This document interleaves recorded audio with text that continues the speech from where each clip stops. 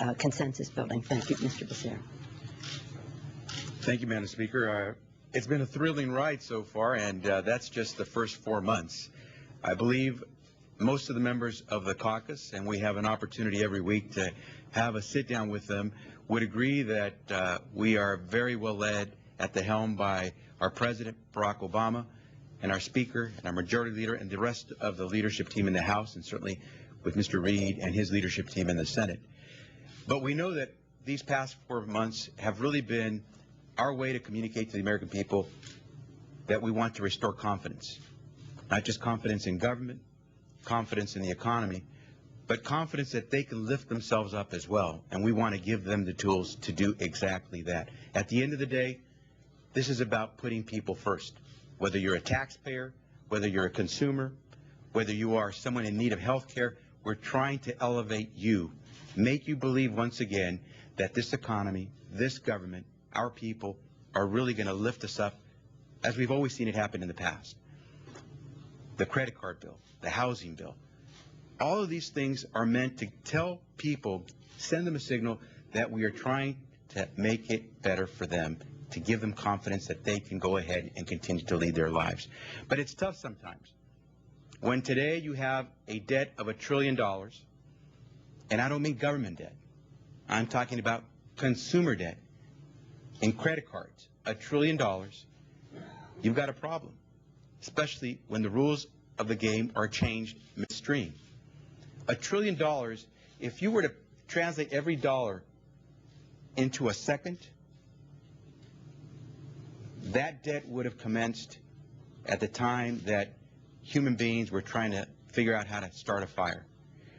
32,000 years ago, you'd have to begin to accumulate a dollar every second of time.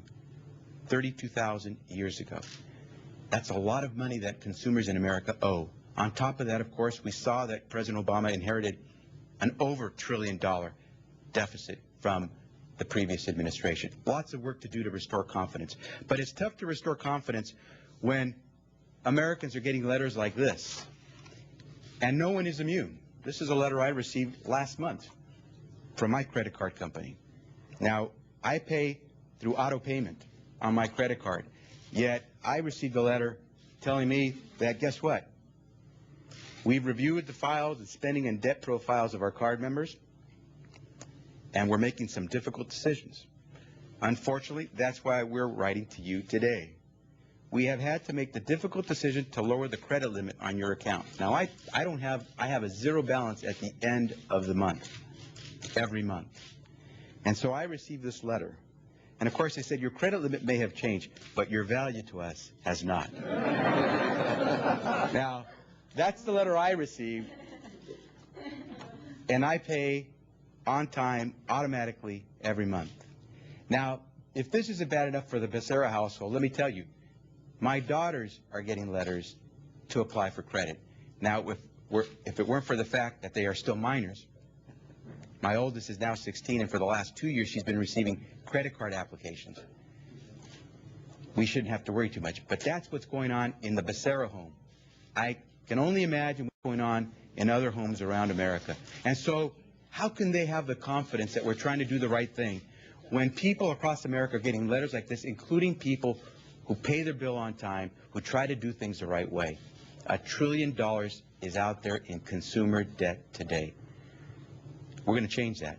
Working with the President and this leadership team in the Congress, we're going to restore confidence to Americans that we want to do this the right way. Next up, health care. We intend to move forward. This is not a do-nothing Congress. We will not accept those who say status quo is okay. We intend to move forward on health care reform. Climate change, we want to forever rid ourselves of the dependence on other foreign sources of energy. And so we're going to move forward. But it's tough when you get letters like this to make people believe that we're trying to do it the right way. We intend to give people a different signal. That's why we did this credit card bill, to give people rights. That's why we're going to do health care reform. That's why we're doing climate change. That's why we did the housing bill. That's why we did a stimulus package through this economic recovery plan. We are going to restore the confidence that Americans used to have in their government and in their people, and we believe that if we do it the right way, no one will receive these kinds of letters, and certainly 16-year-olds will not as well. With that, it's my pleasure to introduce the